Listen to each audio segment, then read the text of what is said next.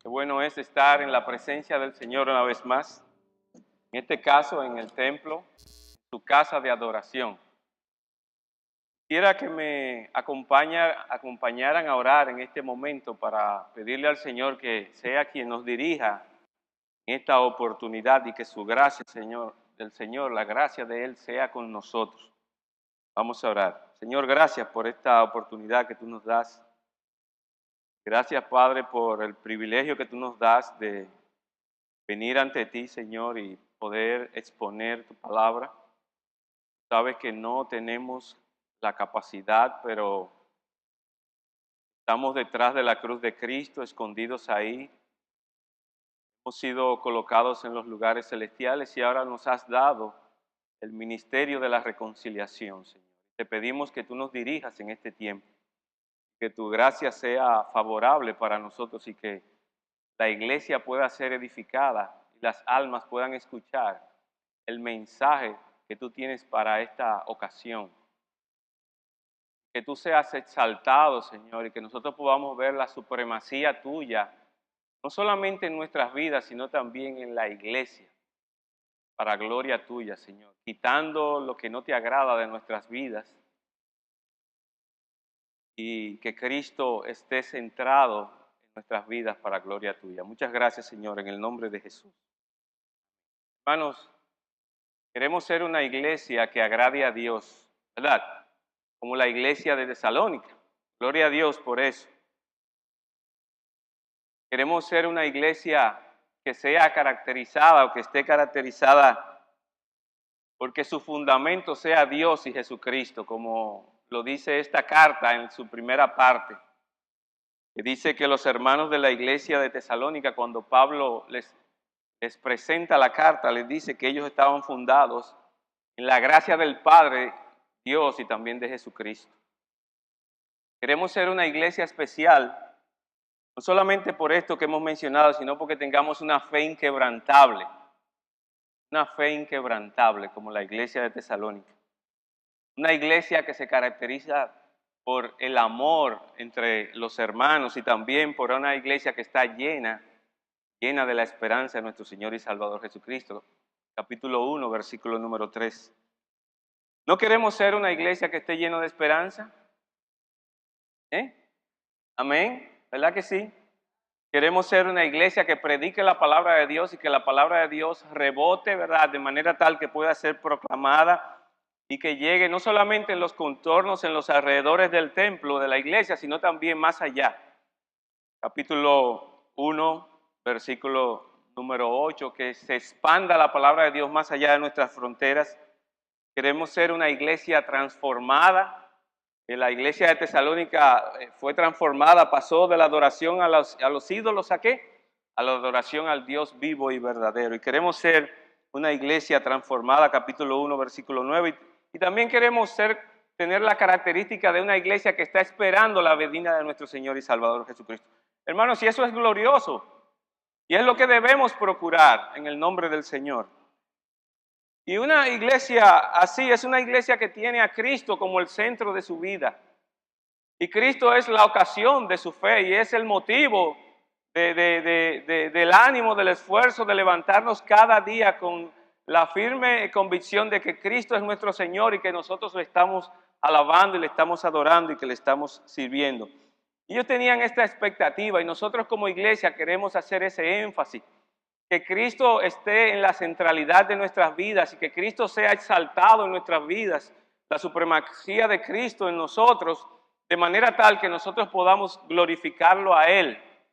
Y para eso están aquí los pastores y para eso están aquí los líderes, para ayudar a las personas a tener esa meta, ese propósito de exaltar a Cristo en sus vidas. Hermanos, la palabra de Dios y el evangelio de Dios es poderoso y tiene poder. Yo no sé si tú sabes eso, yo sé que muchos de aquí lo sabemos, tiene poder. Nosotros estamos sustentados por la palabra de Dios que es poderosa y la palabra de Dios cuando actúa poderosamente por medio del Espíritu Santo produce unos resultados. Y cuando entramos en el capítulo número 2, en el versículo número 1, nosotros podemos ver que Pablo ahora va a pasar de haber mostrado esas características de la iglesia de Tesalónica a explicar la razón del éxito espiritual en la vida de la iglesia de Tesalónica. ¿Cuál es la razón? ¿Qué es lo que ha provocado que esta iglesia de Tesalónica sea considerada como una iglesia ejemplo, como una iglesia especial? Cuando nosotros entramos en el capítulo 2, nosotros vamos a darnos cuenta de por lo menos 4 características, 4 razones por las cuales la iglesia de Tesalónica era una iglesia especial, una iglesia que tuvo resultados, hermanos. Dice el versículo número 1, porque vosotros sabéis, hermanos, que nuestra visita a vosotros no resultó en vano. La palabra vano está relacionada o está asociada con la palabra vacío, como cuando algo cae en el vacío. Yo recuerdo que Joaquín Balaguer popularizó una frase muy conocida, el hermano Pedro Taveras siempre recuerda eso, cuando él decía, por aquí se va a un lugar seguro, pero por allá, refiriéndose a un partido político, se va a un lugar, a un vacío. ¿Se recuerdan esa frase que decía el doctor Joaquín Balaguer? Yo realmente no soy una persona que pueda imitar a Joaquín Balaguer, pero sí recuerdo esa frase y fue una frase que se hizo muy popular. Un salto al vacío, queriendo decir que aquellos que iban a votar por ese partido político realmente estaban perdiendo su voto, porque para él iba a ser algo vano, iba a ser algo que no iba a ser productivo. Y la palabra vano aquí quiere decir algo como que cae al vacío y que no es productivo. Lo que Pablo está diciendo que el ministerio de Pablo en medio de la iglesia de Tesalónica fue productivo, no fue algo vano, no fue algo que cayó en el vacío, no fue algo improductivo, no fue algo infructuoso. Por el contrario, fue algo fructífero, dio frutos el evangelio, porque el evangelio de Dios es poder de Dios, es dinamita. ¡Pum! Explota como dinamita y penetra en el corazón. Yo siempre les hago la ilustración de una ocasión donde yo trabajaba en una firma de auditores que se llama KPMG, en inglés KPMG, Pitt Merrick, y a mí me mandaron a supervisar, a auditar aquellas obras que se hacían en las presas de Higüey Aguacate. Y ellos tenían que hacer un llano para que ahí se iba a acumular el agua. Y mientras ellos estaban haciendo el llano para la acumulación del agua, por otro lado ellos estaban levantando ese muro gigantesco que iba a contener el agua de las 2 presas. ¿Saben con qué ellos hicieron el llano de esas 2 represas? Con dinamita. Y esas dinamitas hacían explosiones y a veces nosotros nos asustábamos. Y ellos pulverizaban las lomas, ¿verdad? Y así lograron hacer un llano donde se acumulaba el agua y fue con dinamita. Y así es la palabra de Dios. La palabra de Dios cuando Dios la condiciona, cuando Dios la usa por medio de su Espíritu Santo, no hay corazón que se ponga de frente a ella. El corazón de las personas queda pulverizado por el poder del Evangelio, el poder de la palabra de Dios. Y Pablo está diciendo, el Evangelio en medio de nosotros no ha sido inútil, ha sido fructífero. Ha traído fruto, ha sido productivo, ha sido sustancioso, no ha sido en vano, no ha sido un fracaso, por el contrario. Da la idea de la palabra, el mensaje, el evangelio ha sido productivo en medio de la iglesia de Tesalónica. Ha sido eficaz, en ningún momento ha sido ineficaz, ha sido consecuente con lo que se esperaba, ha sido glorioso el resultado en los hermanos de la iglesia de Tesalónica. Y eso queremos también para la iglesia bautista cristiana. O eso queremos que continúe siendo en la iglesia bautista cristiana. Que el evangelio de Cristo entre nosotros siga produciendo el fruto, porque la palabra de Dios es poderosa, hermanos. Hace 2 miércoles yo les decía a los hermanos de la iglesia que habían 2 estudiantes en el colegio que tenían conflictos personales entre ellos. Y la hermana Mayra había tratado de lidiar con los problemas de ellos, pero ellos se habían pedido un perdón que no era verdadero. Y continuaban los problemas entre ellos. Y yo supe de esto porque uno de los padres vino donde mí y me dijo, por favor, usted puede lidiar en esta situación. Y yo le dije, está bien, voy a hacer todo lo que esté a mi alcance. Y yo llamé a esos 2 estudiantes a mi oficina. Y cuando ellos llegaron a mi oficina, ellos tenían una actitud que yo me daba cuenta que no era la mejor.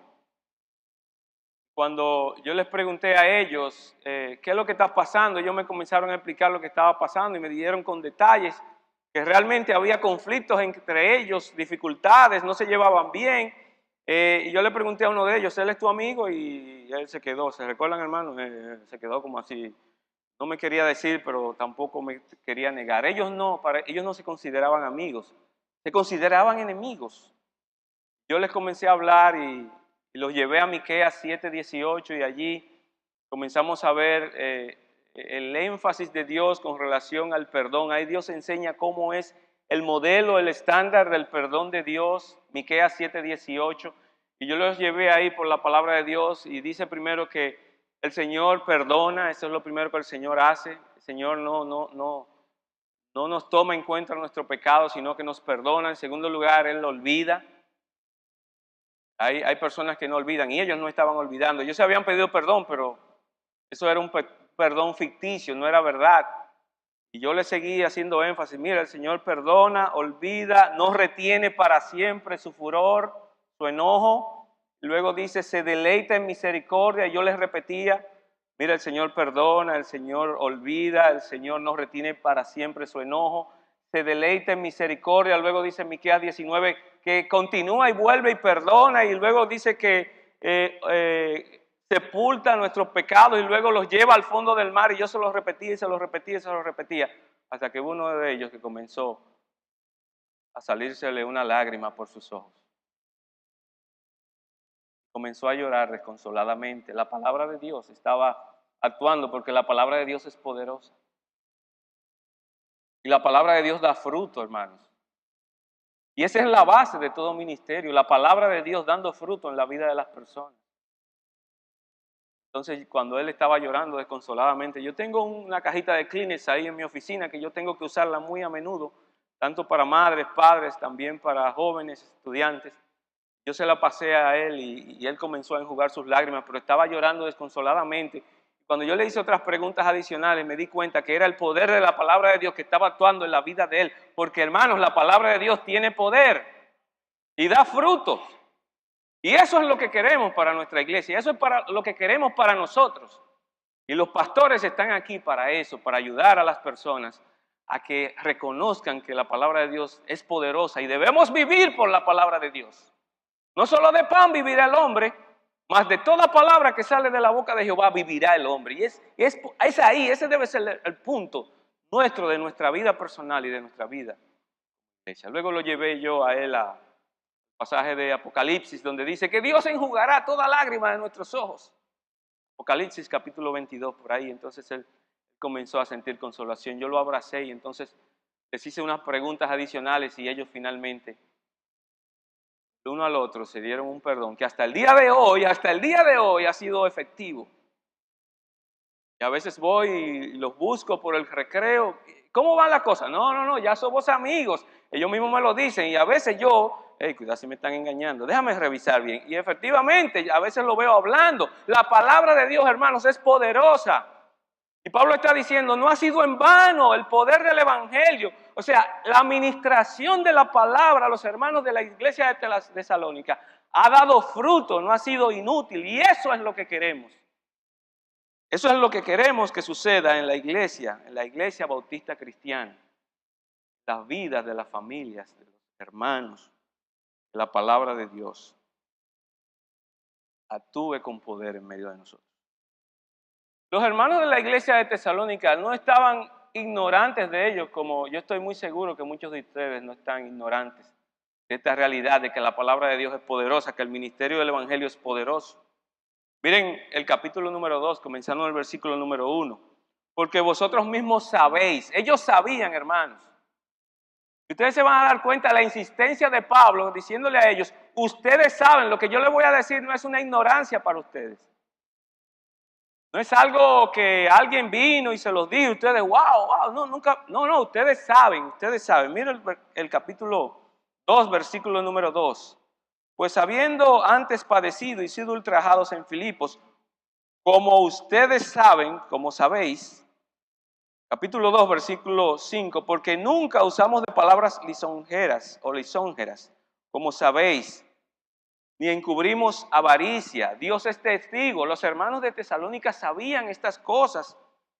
Recuérdense que Pablo le decía a los hermanos, a mí no me es molesto decirle las cosas una y otra vez. Y a veces yo en mi casa le digo a mis hijos las cosas una y otra vez y dicen, ay, vienes tú, papi, ya tú me has dicho eso muchas veces. Pero es que tengo que decírtela porque la palabra de Dios nos enseña en Deuteronomios que a veces es por la repetición que nosotros aprendemos. Dios nos ha dado esa capacidad para que nosotros aprendamos, para que las cosas se nos queden grabadas en nuestro cerebro, en nuestra mente, en nuestro corazón a través de la repetición. Ustedes saben, hermanos de la iglesia de Tesalónica, todas estas cosas. Ustedes saben que la palabra de Dios es poderosa. Cuando ella actúa por el Espíritu Santo, ella da fruto. Versículo número 5 del capítulo número 2. Porque nunca usamos de palabras lisonjeras, como sabéis, versículo número 7.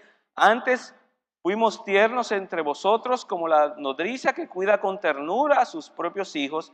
Versículo 9, porque os acordáis, miren otra vez más, porque os acordáis, hermanos, de nuestro trabajo y fatiga. Versículo número 10. Vosotros sois testigos de estas cosas. Ustedes lo saben muy bien, hermanos. Versículo número 11. Así como también sabéis de qué modo, como el Padre a sus hijos, exhortábamos y consolábamos a cada uno de vosotros.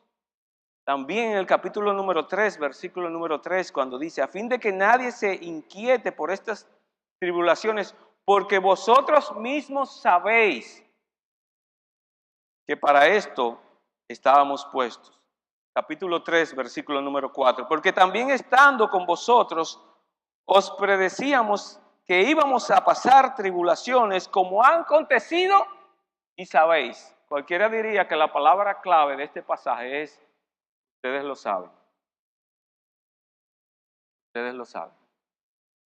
Ustedes saben muy bien que la palabra de Dios es verdadera, que ella da fruto. Por lo tanto, hermanos, si ustedes lo saben, ¿cómo puede ser que en medio de nosotros a veces hay hermanos que están ahí lidiando con el pecado y lidiando con el pecado y lidiando con el pecado y sabiendo que la palabra de Dios es poderosa y que es utilizada por el Espíritu Santo? No vemos avance en algunos hermanos. ¿A qué se deberá eso? La palabra de Dios nos manda, según Pablo, a que nosotros debemos ir creciendo de gloria en la misma imagen, como si la palabra de Dios fuera un espejo para nosotros. Se supone que nosotros no debemos ser los mismos que eran antes. Y debe haber testigos en medio de nosotros que puedan confirmar y puedan corroborar que cada uno de nosotros vamos creciendo de gloria en gloria, en gloria, como por el Espíritu de Dios. La palabra de Dios es poderosa, por lo tanto, hermanos, nuestros matrimonios deberían ser estables por el poder del Espíritu de Dios. Deberíamos tener matrimonios estables en amor unos con otros, de manera tal que nosotros podamos ser modelos para otros, pero no por nuestros méritos, sino por la gracia de Dios. Deberíamos tener matrimonios que puedan decir, hasta aquí nos ha ayudado el Señor y estamos seguros que Él continuará, porque lo que Él comenzó, Él ha prometido que lo continuará. Deberíamos tener matrimonios que sean fuertes y que sean el ejemplo de los jóvenes que están por ahí, que también quieren casarse y quieren tener una vida de matrimonio y quieren tener sus hijos. Nosotros deberíamos ser ejemplos para los que están a nuestro alrededor y para los que están afuera. No solamente es comunicar el mensaje, también eso debe ir acompañado de la manera como comunicamos el mensaje y de nuestra conducta, la manera como nos comportamos como matrimonios. Pero también deberíamos ser padres que en medio de las dificultades, ¿verdad? En medio de las situaciones también debemos estar creciendo de gloria en gloria cada día. ¿Por qué? Porque la palabra de Dios es poderosa. Dios utiliza la palabra de Dios para transformarnos. Sería triste y lamentable que nosotros seamos considerados una iglesia que está estancada como matrimonio, como personas individuales, como padres, como hijos, porque entonces le estamos haciendo un flaco aporte a la causa de nuestro Señor y Salvador Jesucristo. De manera individual, de manera personal, como matrimonio, como padres, como madres, como pastores, como diáconos, como hermanos dentro de la congregación, como personas encargadas de ministerios en la iglesia, nosotros debemos tener presente que la palabra de Dios debe estar transformando nuestras vidas. Si queremos que la vida de nuestros hijos sean transformadas, debe comenzar por nosotros mismos. Nosotros debemos ser un ejemplo. La palabra de Dios tiene poder. La palabra de Dios debe habitar cómodamente en nuestros corazones. La palabra de Dios debe salir por nuestra boca de una manera tan fácil como así otros hablan. Algunos equipos electrónicos, algunos equipos deportivos, el entusiasmo a veces que tenemos por cómo nos va en el trabajo, el éxito. Así la palabra de Dios debe salir de nuestra boca de una manera muy cómoda. En estos días, una maestra de la escuela se me acercó y estábamos hablando sobre un proyecto que teníamos y de buena a primera ella me dijo, nunca se me olvida lo que usted me dijo. ¿El qué? Oh, no se recuerda lo que usted me dijo. ¿El qué? A veces uno habla tantas cosas. Usted no se recuerda que usted me dijo que la palabra de Dios nos enseña, que Cristo nos enseña, que en lo poco fuiste fiel y en lo mucho te pondré. Sí. Pues eso nunca se me ha olvidado y eso ha marcado mi vida desde ese momento a tal extremo que ahora muchas de las cosas que ahora yo lo hago pensando en que el Señor es mi jefe, mi patrón y que yo estoy seguro que por su gracia, si Él me tiene en una posición que para mí es poca, Él me va a colocar en una posición de mayor autoridad. Gloria a Dios por eso. ¿Cuándo te dije eso? No me recuerdo. Sí, usted me lo dijo. O sea, en otra ocasión una maestra se me acerca y estamos hablando y le pone, nunca se me olvida lo que usted me dijo. ¿Qué te dije? Usted no se recuerda que estábamos hablando de la situación que tengo con mi esposo y de buenas a primeras usted me estuvo hablando de la necesidad de yo someterme a mi esposo aun cuando mi salario sea mayor el de él, yo debo tenerlo en alta estima, en honor, en gloria, en gracia, porque él ha sido colocado como mi dirección, como mi cabeza, como mi guía. Sí, yo me recuerdo. Wow, eso nunca se me ha olvidado y yo siempre tengo eso presente. Para mí ha sido de mucha bendición y la razón es muy simple porque eso marcó mi vida. Yo digo, bueno, gloria a Dios, no me recuerdo cuando te lo dije, pero qué bueno que la palabra de Dios es poderosa y está actuando. Hermanos, la palabra de Dios debería salir de nuestra boca de una manera tan cómoda, tan fácil, tan normal que las personas sean impactadas por el poder de la palabra. Porque si no, hasta los burros van a hablar. Y eso sería algo muy bochornoso para nosotros. Hasta las piedras podrían hablar. Y eso sería muy bueno. Pero quizás yo no soy el mejor ejemplo. Quizás en medio de nosotros hay personas que cuando hablan la palabra de Dios, la destilan, ¿verdad? Como si fuera, como sale el sudor por sus piel, por sus poros, ¿verdad? La palabra de Dios al habitar cómodamente en nosotros, de eso es que vamos a hablar.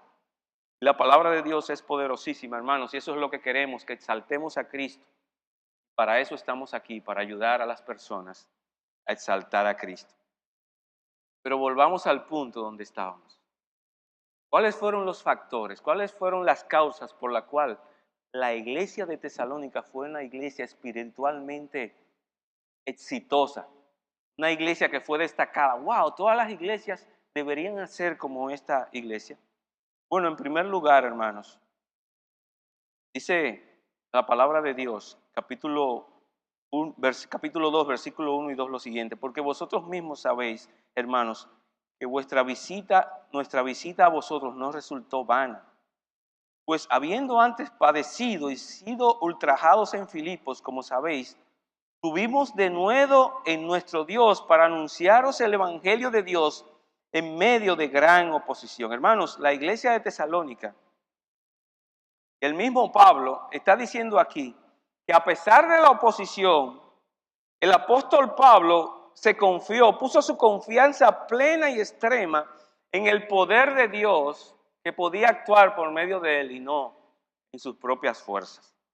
Entonces, la primera característica de la iglesia de Tesalónica, ¿por qué la iglesia de Tesalónica fue como fue espiritualmente exitosa? Es porque Pablo, en primer lugar, tuvo la confianza y confianza plena de tomar el poder de Dios como algo que iba a actuar poderosamente en él.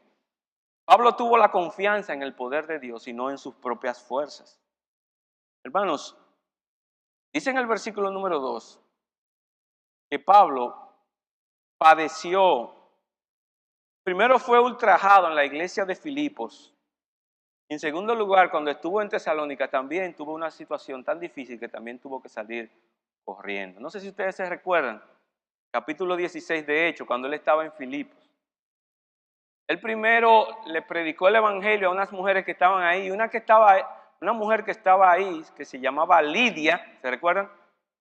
Escuchó el evangelio predicado por Pablo y ella se convirtió. Se dice que es la primera mujer en Europa que se convirtió al Señor Jesucristo.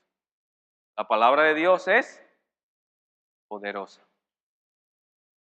Pero luego, esta mujer tan agradecida de Dios le dijo a ellos, ¿por qué ustedes no se quedan unos días más? Porque para mí sería de mucha bendición si ustedes se quedan en medio de nosotros. Efectivamente, Pablo accedió. Y dice la Biblia que Pablo iba hacia la oración y cuando él iba a la oración había una mujer, otra mujer, que tenía un espíritu de adivinación que comenzaba a decir detrás de Pablo, ustedes son siervos del Dios viviente. Imagínense esa voz. ¿Quién soy yo? Esa voz ronca de este endemoniado. Ustedes son siervos del Dios viviente. ¿Te imaginas tú caminando y que una mujer detrás con una voz ronca te esté molestando? Ustedes son siervos del Dios viviente y ustedes predican el camino de salvación a toda persona. Miren, y para Pablo en principio, está bien, Pablo soportó, pero más adelante llegó un momento que Pablo dijo, no, pero Pablo se devolvió, se volteó y Pablo dijo, en el nombre del Señor Jesús te conjuro que salga de esta mujer. Y ese espíritu inmundo inmediatamente salió. ¿Por qué? Porque el Espíritu de Dios y el Evangelio de Dios es poderoso, hermanos. Y Pablo se apoyaba no en sus propias fuerzas, sino él lo hacía en el nombre de ¿quién? El nombre poderoso de nuestro Señor y Salvador Jesucristo. Ustedes saben que después de esto, esta mujer le daba muchas ganancias a sus amos. ¿Y qué hicieron los amos? Hicieron un alboroto. Este hombre ha venido desde lejos, ellos son judíos y entonces han venido y están alborotando la ciudad, hablando en un tal Jesucristo y están diciendo a nosotros que hagamos cosas que no son de nuestra costumbre y lo metieron preso, lo llevaron al tribuno, le dieron azotazos, lo golpearon y lo metieron al final, en la última parte del calabozo. Saben ustedes que luego vino un estruendo y por la gracia de Dios, Pablo pudo liberarse. Ellos tenían cepos, esos aparentemente se partieron. Y el carcelero en ese momento se convirtió. ¿Por qué se convirtió? Porque el ministerio de Pablo era un ministerio que estaba apoyado ¿en qué? En el poder de Dios y no en su propia fuerza. Pablo no hizo nada. Pablo lo que estaba era, en medio de la circunstancia, Pablo estaba cantando, alabaré, alabaré. Y Dios actuó poderosamente sacando a Pablo de la cárcel. Pablo confiaba plenamente en ese poder. Luego Pablo pasa a Tesalónica y cuando está en Tesalónica predicó, como dijo el hermano Miguel, por 3 días de reposo allí. ¿De qué pasó?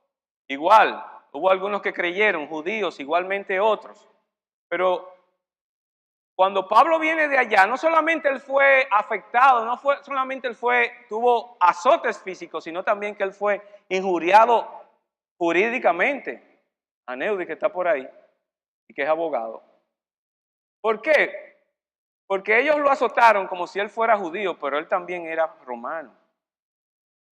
Y un ciudadano romano había que tener cuidado para azotarlo, porque él era romano. Aparentemente, según la tradición, él era de padres romanos, de madre judía. O sea que él recibió doble injuria, doble acusación, de una manera falsa. La primera fue azotado físicamente y en segundo lugar fue injuriado jurídicamente. Y cuando llega a la ciudad de Tesalónica, comenzó a predicar el evangelio, se convirtieron algunos judíos, también se convirtieron algunos gentiles y comenzó otra vez el alboroto. ¿De quién? De los judíos que no creían. Dice la palabra de Dios que entonces Pablo, cuando fueron a buscarlo, no lo encontraron y se llevaron a Jason, uno de los principales líderes, y Pablo tuvo que salir corriendo, se fue hacia Berea. Hermanos, es posible que en medio de esta situación nosotros hubiéramos, patica, ¿para qué te tengo? No, yo no voy a seguir esto. A veces nosotros nos da con eso. A veces nosotros soltamos cuando sentimos una presión. Sin embargo, Pablo no así, sino que él dijo, no, por el contrario. Yo voy a seguir predicando el Evangelio de Dios porque en medio de la oposición, yo sé que no soy yo, sino que es Cristo que está actuando por medio de mí. Y la gloria es de Dios, Dios es el que se lleva la gloria, ¿se entienden? Estas 4 características están relacionadas con Dios, sobre todo con Dios. Nada que ver con Pablo, hermanos. Pablo se apoyó en el poder de Dios que actuaba en él, porque Pablo entendió que el poder de Dios iba a ser más eficaz que toda oposición. ¿Escuchan eso? Para Pablo, Dios era más poderoso que cualquier persona que se opusiera. Y Pablo estaba muy claro que si él predicaba un evangelio, ¿verdad? ¿Se han visto a veces cuando le echamos azúcar, ¿verdad? Lo endulzamos, ¿para qué? Para que tenga un buen sabor y para que la gente le gusten las cosas. La leche, por ejemplo, a mí me encanta que me le echen mucha azúcar a la leche, al chocolate. Que me le pongan la azúcar necesaria, perdón. El azúcar necesaria. Y a veces pudiera ser que nosotros estemos tratando de endulzar el evangelio del Señor, tratando de ponerlo de una manera tal que pueda ser que le guste a las personas. Y Pablo dijo, no, yo no voy a hacer eso. Yo no voy a endulzar el evangelio, yo no voy a endulzar la palabra de Dios, yo no voy a ponerle azúcar para que sea de buen sabor y para que yo no tenga oposición. Por el contrario, él lo que dijo es, yo voy a seguir predicando el evangelio porque yo confío en el poder de Dios, el cual actúa por medio de mí. Habiendo padecido ultrajos en la ciudad de Filipos y también en Tesalónica, Pablo tuvo valor y confianza en Dios. Él tuvo la audacia y el valor y el coraje de seguir predicando el evangelio de Dios porque él se apoyaba en el poder de Dios. La visita de Pablo a Tesalónica fue eficaz porque él confió en el poder de Dios. Y él confió que el poder de Dios era más poderoso que la oposición. Y ellos padecieron y fueron ultrajados física y legalmente. Sintieron dolor físico, sintieron desagravio público. A pesar de todo eso, él tuvo la audacia y el valor y el coraje para predicar y seguir predicando el evangelio del Señor Jesucristo. Y la razón fue porque él se apoyaba en el poder del evangelio de Dios que actuaba poderosamente. Segunda de Timoteo, capítulo 1:7 dice, no nos ha dado Dios espíritu de cobardía, sino de poder y de dominio propio. Por lo tanto, no te avergüences de dar testimonio del Señor Jesucristo. Hermanos, debemos poner nuestra confianza en el poder de Dios que actúa en nosotros, no en nuestra propia fuerza. Con mucha tristeza, cuando yo llegué al colegio, había muchas cosas que yo quería hacer en mi propia fuerza. El Señor me fue mostrando una tras otra. No, Ariel, no es en tu poder, es en el poder del Señor. En muchas ocasiones también hay hermanos que me piden algunas consejerías y yo gustosamente les digo que sí. Y a veces yo quiero que los hermanos obedezcan. Pero tú no ves, obedece, tú no te das cuenta, ahí está claro, obedece. No es así. La cosa no funciona así. No es en nuestro poder, es en el poder del Señor. A veces nosotros queremos que nuestros hijos sean transformados, tomen una decisión, piensen como nosotros pensamos o que piensen como Dios piensa y queremos que el asunto sea ya y que sea de una vez y no tenemos la paciencia necesaria. Queremos que ellos sean transformados en nuestra propia fuerza y no, nunca va a ser así. Tenemos que entender que la palabra de Dios es poderosa y que el que actúa poderosamente no somos nosotros. El que actúa poderosamente es el Señor. El Señor, cuando nos salvó, nos dio su Espíritu Santo. La Biblia le llama el Espíritu de poder. Y para que nosotros podamos ser fortalecidos, nosotros tenemos que tener tiempo a solas de manera personal con el Señor. Si es necesario, tenemos que ir a nuestra oficina y agacharnos ahí donde nadie nos está viendo y tirarnos al piso y orar por las situaciones que nosotros sabemos que son situaciones que si no es por la mano de Dios, no pudieran ser resueltas.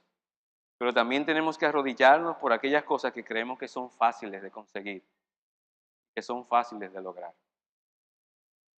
Porque la clave de la iglesia de Tesalónica era que ellos, Pablo, los hermanos, no confiaban en ellos mismos, sino que confiaban en el poder que obra por medio del Espíritu Santo en nosotros. Sí, la palabra de Dios es poderosa, pero siempre actúa por medio del Espíritu Santo de Dios. Él es el que convence de pecado, Él es el que convence de justicia y Él es el que convence de juicio. El Espíritu Santo y la palabra de Dios trabajan juntas. Nada que ver con nosotros. El Espíritu de Dios no nos necesita a nosotros. Yo no sé si usted entiende eso. Él nos usa, pero no nos necesita. La razón de este éxito espiritual de la iglesia de Tesalónica era que Pablo y los hermanos pusieron su confianza en la obra poderosa de Dios por medio de su Espíritu Santo. Hay una segunda razón. Versículo 2, pues habiendo antes padecido y sido ultrajados en Filipos, como sabéis, tuvimos de nuevo a nuestro Dios para anunciaros el Evangelio de Dios en medio de gran oposición, porque nuestra exhortación no procedió de error ni de impureza, ni fue por engaño. Miren el versículo 3 en la primera parte, porque nuestra exhortación no procedió de error ni de impureza, ni fue por engaño. En segundo lugar, la razón del éxito de la iglesia de Tesalónica es que Pablo estaba completamente comprometido con la verdad de Dios. Para él eso era no negociable.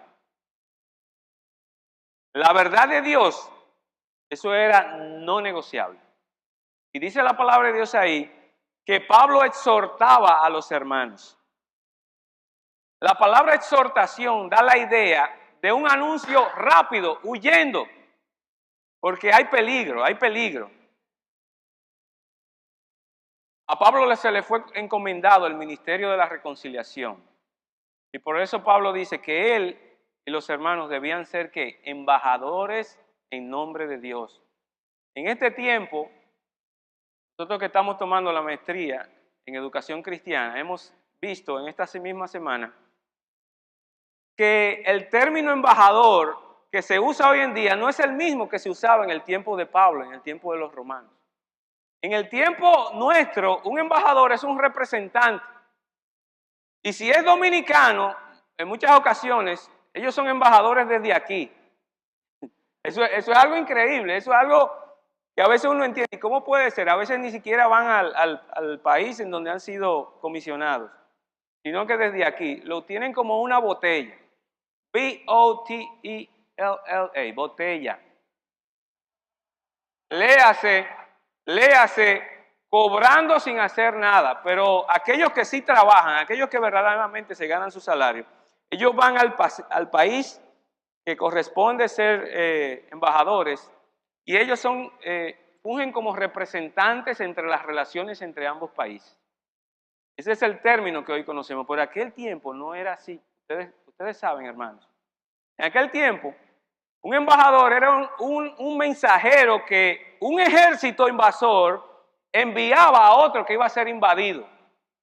Y los términos, él llevaba los términos de la condición para que ese ejército y ese país se rindiera, porque si no se rendía, automáticamente iba a venir destrucción repentina para ese pueblo.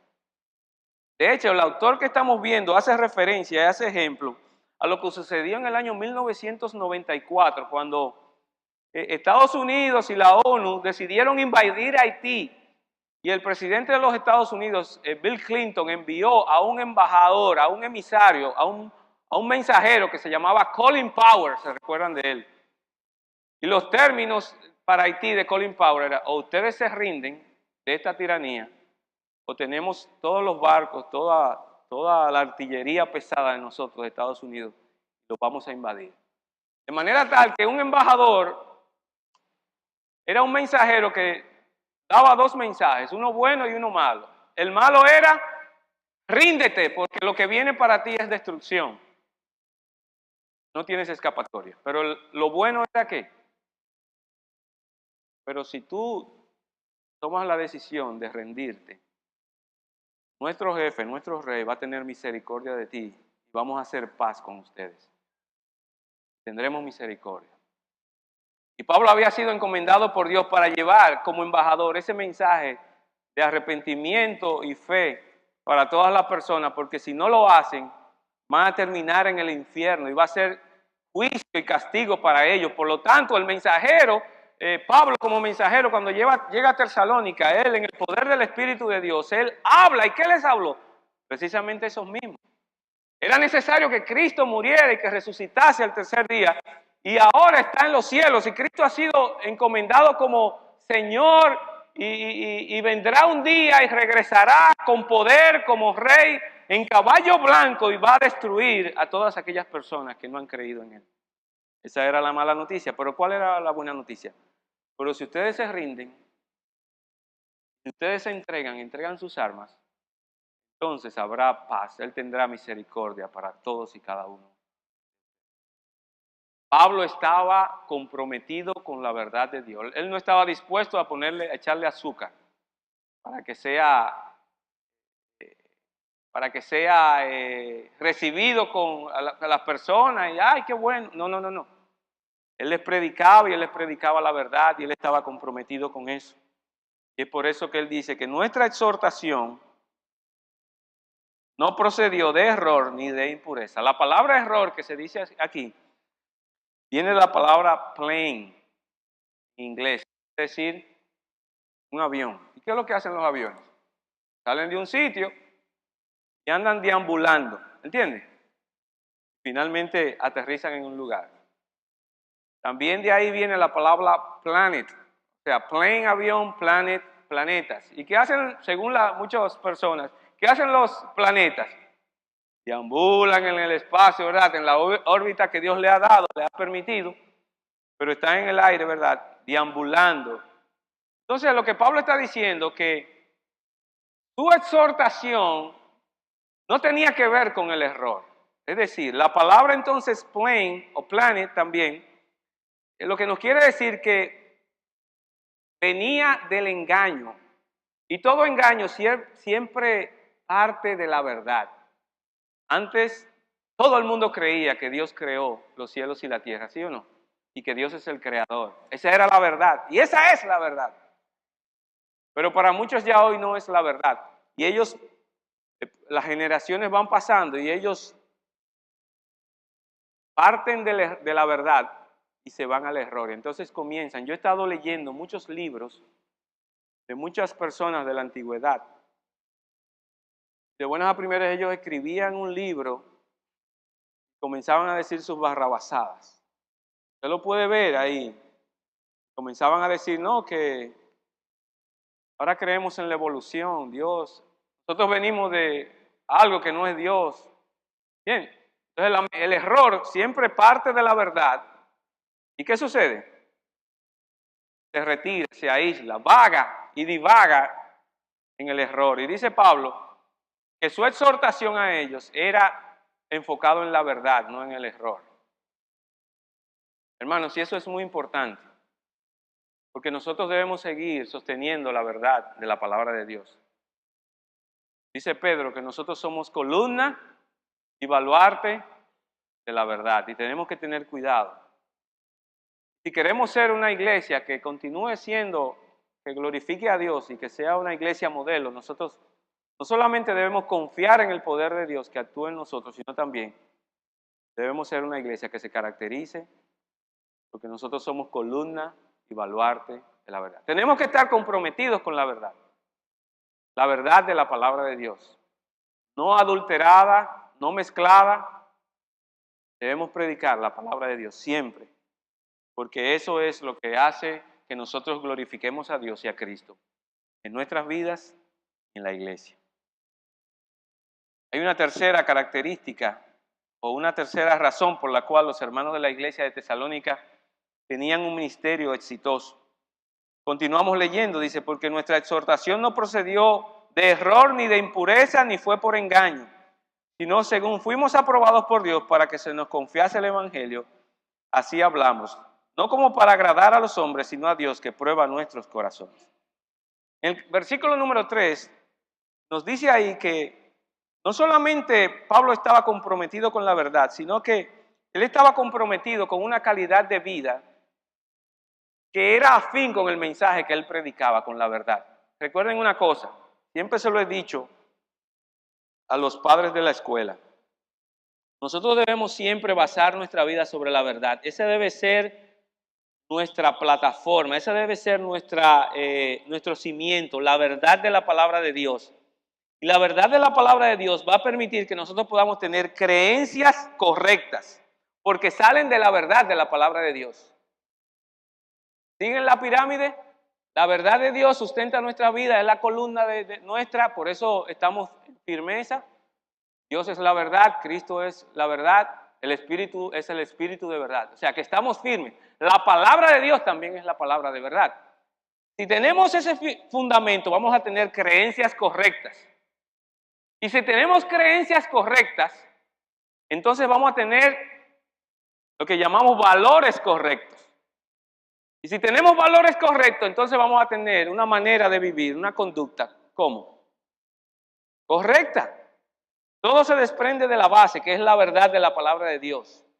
Cuando yo estaba hace como un mes hablando a los padres de la iglesia, del colegio de la hermana Nicasia, yo estaba tratando de explicarles esta verdad. Pero había ahí muchos padres que no eran creyentes. Y cuando yo le estaba hablando de la verdad, yo le estaba hablando en chino. Y después que yo terminé de explicarle todo eso, finalmente yo le dije, ¿qué pasa? ¿De qué verdad? ¿En qué verdad está basada tu vida? Y ellos se quedaron así. ¿Sabe por qué? Porque si tu vida no está basada sobre la verdad, ¿sabe lo que va a pasar? Tú andarás como una vereta, como un barco a la deriva. Y nada más te vas a enfocar en la conducta. Tratar de tener una buena apariencia, pero por debajo estás podrido.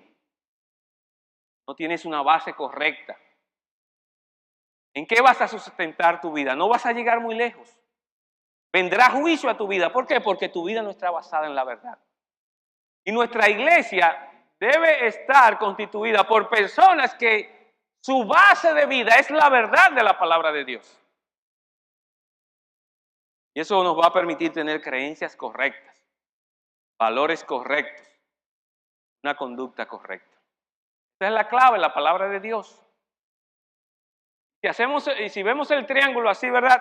Entonces nos damos cuenta que es como el iceberg, ¿verdad? Que a veces la gente que van, los capitanes de barcos, están más enfocados en la punta, pero ellos saben que abajo hay algo que es más grande que esa punta y puede destruir su barco, y por lo tanto es ahí que ellos se enfocan, ellos tratan, ¿verdad?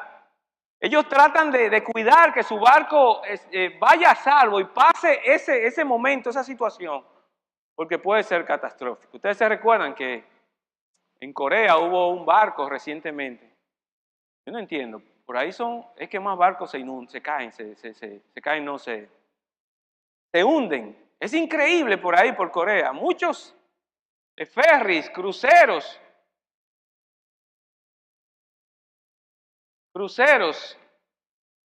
se inundan, y la razón es porque a veces chocan contra esos icebergs que no se ven. La punta se ve, pero lo que está debajo no se ve. Y a veces los capitanes de barcos se enfocan en lo que está arriba y se olvidan de lo que está abajo. Pero lo que está abajo es mucho más grande que lo que está arriba. Y lo que realmente puede destruir un barco es lo que está abajo. Y también nuestra vida puede ser destruida si nosotros no tenemos una base sólida, nuestra base sólida debe ser la verdad de la palabra de Dios. Amén. La verdad de la palabra de Dios. Entonces hemos visto hasta ahora, en primer lugar, que el éxito de la iglesia de Tesalónica era que era una iglesia que confiaba en el poder de Dios y no en su propia fuerza. Pablo tuvo este ministerio de esta forma. En segundo lugar, Pablo estaba comprometido con la verdad del evangelio de Dios. Y él no procedía, su evangelio no procedía del error, sino que procedía de la verdad de Dios. Y ese evangelio de él era corroborado por un estilo de vida que él tenía cuidado de eso. Miren cómo dice el versículo número 3. Porque nuestra exhortación no procedió de error ni de impureza. Y esta palabra impureza está relacionada con una palabra que quiere decir suciedad. Pero el término que se usa aquí, esta palabra, es un término que comúnmente se usaba en aquel tiempo como impureza sexual. Pablo lo que está diciendo, yo estoy comprometido con la verdad del evangelio, pero al mismo tiempo yo estoy comprometido con tener una vida libre de impurezas sexuales. Dicen muchos predicadores que una de las características principales de los falsos maestros es que andan buscando satisfacer sus necesidades sexuales con las mismas personas, con los mismos feligreses. En segundo lugar, un amor impuro hacia la parte económica. Pablo decía, yo trato de cuidarme de esas cosas. El evangelio que yo traje a la iglesia de Tesalónica fue un evangelio que se caracterizó por una confianza absoluta en el poder de Dios. En segundo lugar, por un genuino compromiso con la verdad del evangelio, con la verdad de la palabra de Dios y cuidándome de no tener expedientes de inmoralidad sexual. Siempre que tengo conversaciones con jóvenes y señoritas de la escuela, del colegio, siempre trato de cuidarme. En primer lugar, mi esposa siempre está ahí y cuando no está ahí, está mi asistente Jacqueline. Siempre tratamos de tener una buena relación con los estudiantes, cercana, pero cuidadosa. Hermanos, debemos cuidar siempre de eso. Y esto no es solamente para el ministerio, eso también es para la vida personal de cada uno de nosotros, porque cada uno de nosotros conformamos la Iglesia Bautista Cristiana. Y debemos tener cuidado. Nosotros debemos enfocarnos fielmente a nuestras esposas, los que somos casados, dejar y tener cuidado de aquellas relaciones que pueden llevarnos a nosotros a las impurezas sexuales. Ojo, hermanos. No solamente es tener la palabra de verdad, sino tener una vida que vaya acorde con lo que predicamos, la palabra de verdad. Hay una cuarta, una tercera, y es que Pablo había sido encomendado por Dios, y eso es maravilloso. No hay cosa mejor cuando a ti te encomiendan. Y Pablo estaba comisionado por Dios para hacer el trabajo que él había hecho. Dice, versículo 4, sino que según fuimos aprobados por Dios para que se nos confiase el evangelio, y así hablamos. Pablo fue comisionado por Dios, Hechos capítulo número 9, mandó a Ananías cuando él tuvo la situación, ¿verdad?, que se encontró con el Señor Jesucristo. El Señor le dijo a Pablo, ve Ananías, porque instrumento es este para llevar mi evangelio delante de los gentiles, reyes, príncipes, etc. Pablo fue comisionado por Dios para llevar el evangelio. Pablo no llegó a Tesalónica de casualidad. Pablo sabía por qué estaba en ese lugar. Pablo estaba ahí porque Dios lo comisionó para eso. No hay nada mejor cuando tú eres comisionado, cuando tú eres colocado por la autoridad. Eso te da la paz y la confianza de lo que tú estás haciendo va a ser aprobado por Dios. La palabra que dice ahí, que fuimos aprobados, es aquella como se prueba cualquier cosa. Los diáconos tienen que ser probados, los pastores no se dice que son probados, pero de una manera u otra son colocados a prueba. Las personas son probadas. Tenemos un profesor nuevo en la escuela. 3 personas me lo habían recomendado. Cuando hablé con él, él no se estaba congregando. ¿Por qué no te estás congregando? Él había estado toda su vida en la juventud y adolescencia en su país, en su pueblo natal, Josué. Muchos de ustedes lo conocen. Pero rápidamente yo me di cuenta que él había estado en la iglesia, pero no estaba en Cristo. ¡Wow! 3 personas me lo habían encomendado para que diera clases de robótica. Pero no podía ser. ¿Por qué? Porque aparentemente no era un creyente en Cristo.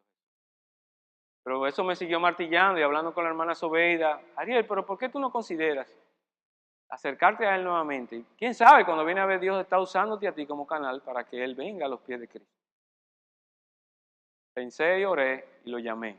Ven acá.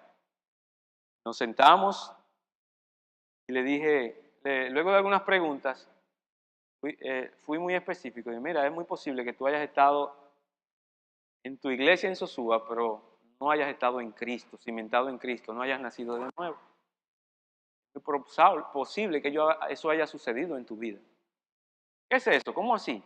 Tuve que explicarle con la palabra en la mano lo que eso significaba. Él aparentemente, él dice, ok, está bien. Después le dice, mire, ¿qué te parece? El próximo domingo ya yo sabía que el pastor Salvador Gómez venía y sabía el tema que él iba a predicar. Cuando la religión es un obstáculo para que nosotros nos vengamos a Cristo, nos convirtamos a Cristo. Esa era la idea. Y dije, ¿por qué tú no vienes el próximo domingo y escuchas el mensaje? Ay, sí, yo le iba a preguntar. Vino el domingo, oyó el mensaje del pastor Salvador, se fue para allá como visita. Cuando vino de allá para acá, él vino y me dio un abrazo. Él es un oso de cariño. Él es grande. Él es grande y fuerte. Y él vino y me dio un abrazo que por poco me saca las entrañas. Y yo le pregunté, ¿qué pasó, Darian? Ups. Usted no sabe lo que ha sucedido hoy en mi vida. ¿Qué ha sucedido en tu vida? ¡Wow! A partir de hoy, yo soy una nueva persona. El mensaje es poderoso, recuerden. Tiene que estar basado en la verdad de la palabra de Dios. Nosotros no podemos confiar en nosotros, sino en el poder de Dios que actúa en nosotros. Inmediatamente le entregué su material de discipulado y comenzamos a discipularlo. Cuando yo vi la segunda lección, el ánimo, el entusiasmo, el amor que él tenía por las cosas espirituales y las preguntas que yo le hacía. Y entonces, ¿qué fue lo que pasó realmente aquel domingo? Que yo me convertí, que yo nací de nuevo, que yo me arrepentí. Entonces yo dije, ok, vamos a hacer una cosa. Ahora entonces, te voy a poner a enseñar, voy a hablar con el pastor Pedro para hacer un acuerdo, que él no te va a dar recomendación pastoral hasta que dentro de 6 meses o 8 meses nosotros terminemos el discipulado, pero que yo voy a entrar contigo a la clase de robótica y voy a estar contigo, te voy a supervisar. Yo lo probé. Todavía estoy cogiendo la clase de robótica junto con él. Me estoy sacrificando por él, estoy ahí, es necesario que yo esté ahí, pero lo estoy probando. Porque las cosas, las personas se prueban. Y luego que han sido probadas, si han sido hallados bien, que han pasado la prueba, entonces son colocadas, ¿verdad? Pablo tenía esa característica, que había sido probado por Dios y fue colocado en ese ministerio. Y con gozo él lo hizo. Y eso le da a uno una paz. ¡Wow! Cuando la junta directiva me colocó en el colegio, no hay cosa mejor cuando ellos dijeron, Ariel, vas a ser el nuevo director. Eso le da una paz. ¿Por qué? Porque uno es colocado. Claro, en el proceso el Señor me fue probando y me fue diciendo las cosas que yo debía cambiar. Pero no hay cosa mejor cuando tú eres colocado y eres aprobado y te ponen el sello de aprobación. Y Pablo no estaba ahí por suerte, Pablo estaba ahí porque había sido llamado y encomendado por Dios para la obra que Dios le había dicho que él hiciera. Hermanos, y nosotros debemos tener ese estándar en nuestra vida. Debemos tener ese estándar. Debemos estar comisionados por Dios y tener el de nuevo de que Dios va a actuar por medio de nosotros y que tenemos que llenarnos de valor, no importa las circunstancias, para predicar el Evangelio, no importa a qué persona. Y tenemos que hacerlo basado en el poder de Dios y en la verdad de la palabra de Dios, teniendo un testimonio puro, no relacionado ni con deseos económicos ni con deseos tampoco de inmoralidad sexual, pero aprobados por el Señor. Estamos aquí porque el Señor me puso aquí. A veces hay estudiantes que vienen donde mí, me preguntan, ¿y por qué usted está aquí? Yo me sorprendo. ¿Qué usted hace aquí en la escuela? Porque usted podría estar en otro sitio. Usted pudiera estar... ¿Qué usted hacía antes? Bueno, yo era esto y esto. Pero, ¿y qué usted hace aquí? Se está llenando de canas.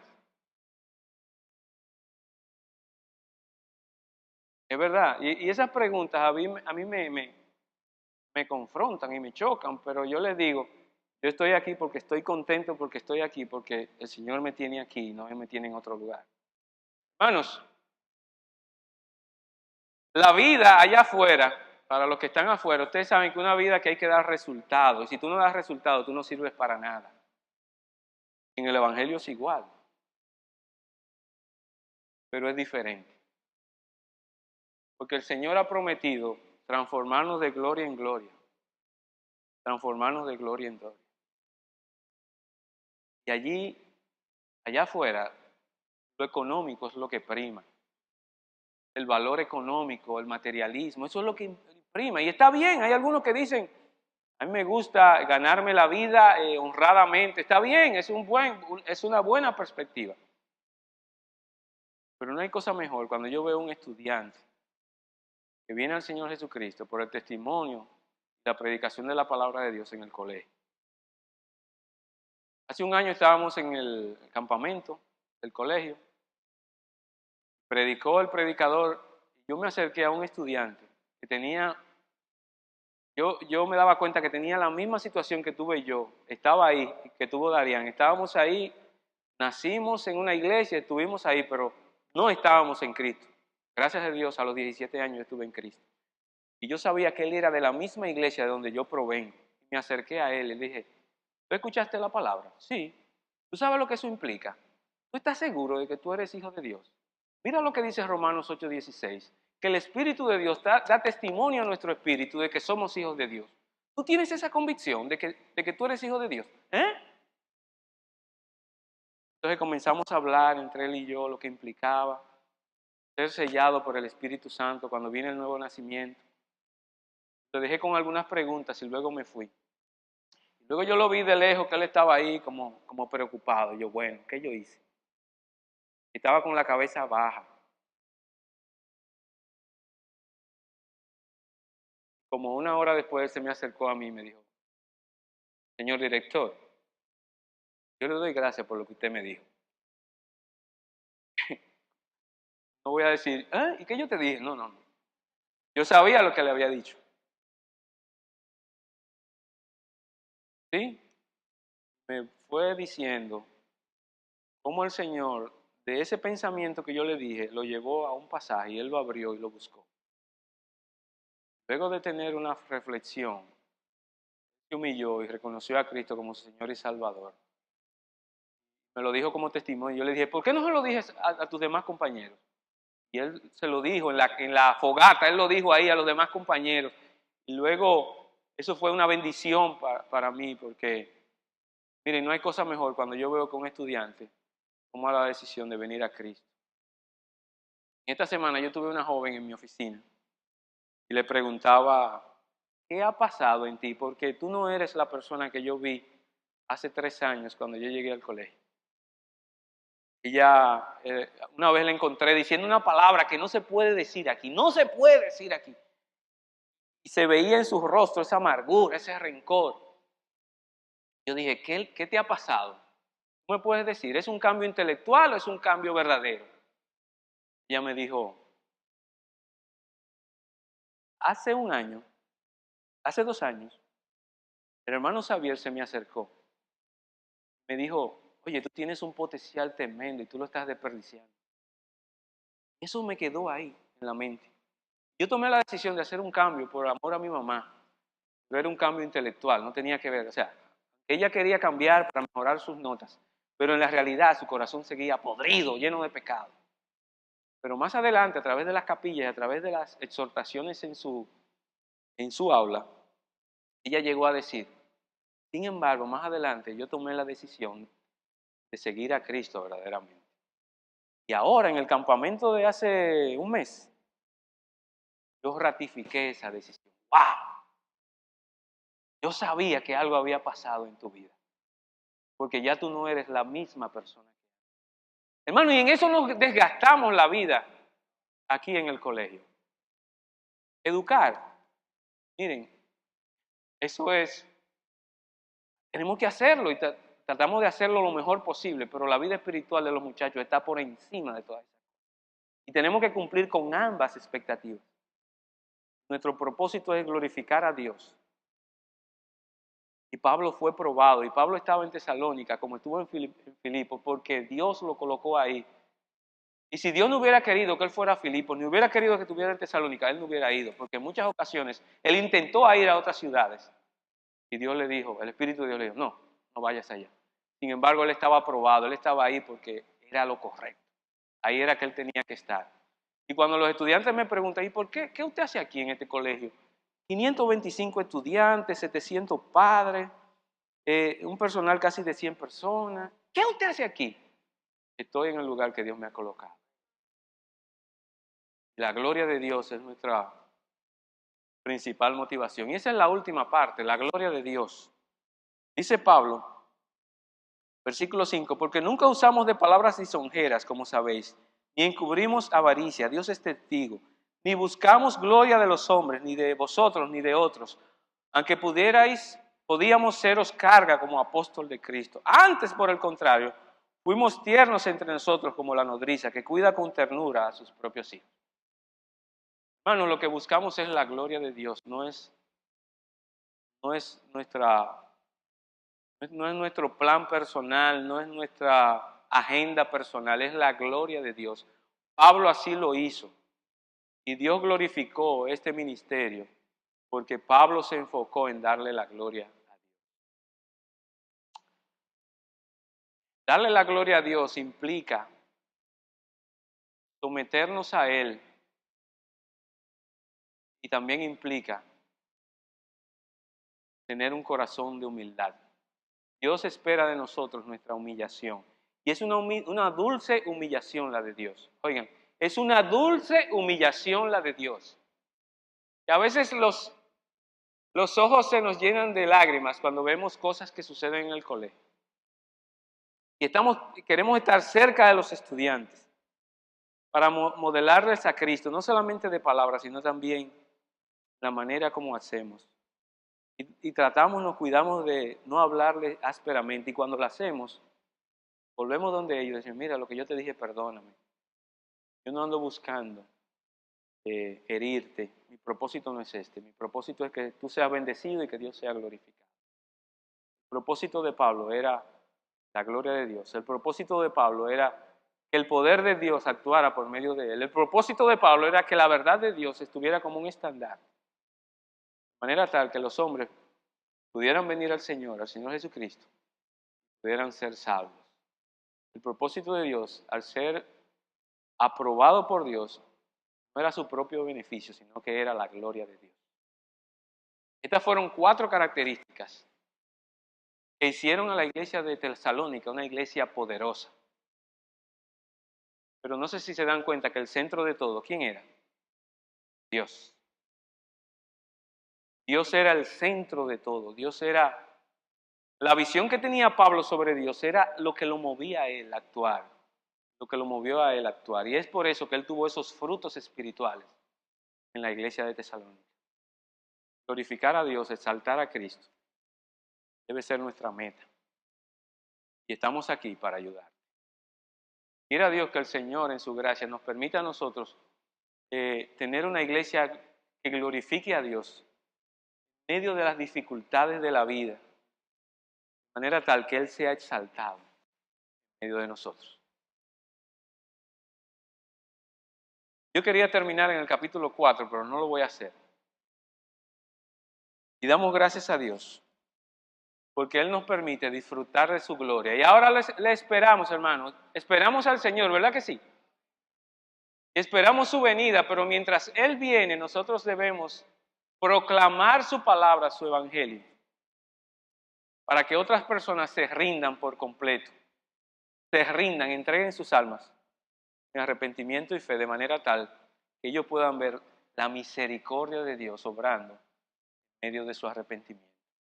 Que Dios sea glorificado, que Cristo sea exaltado. Y estamos aquí para ayudarte.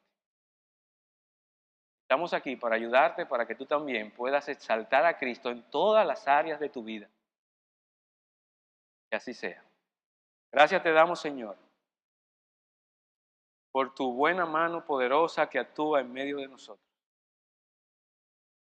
Gracias te damos, Señor, porque el Espíritu Santo es el Espíritu de poder que nos ha sido dado, Señor, y ahora podemos decir que no estamos solos en esta vida cristiana.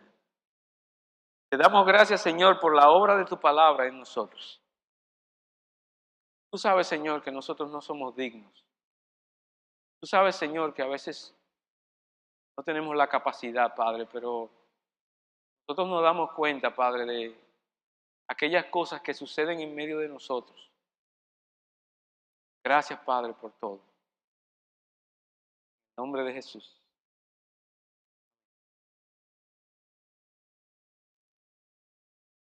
Hace un mes, nosotros estuvimos en Puerto Rico. Allá hay una estudiante del Colegio Bautista Cristiano que está estudiando.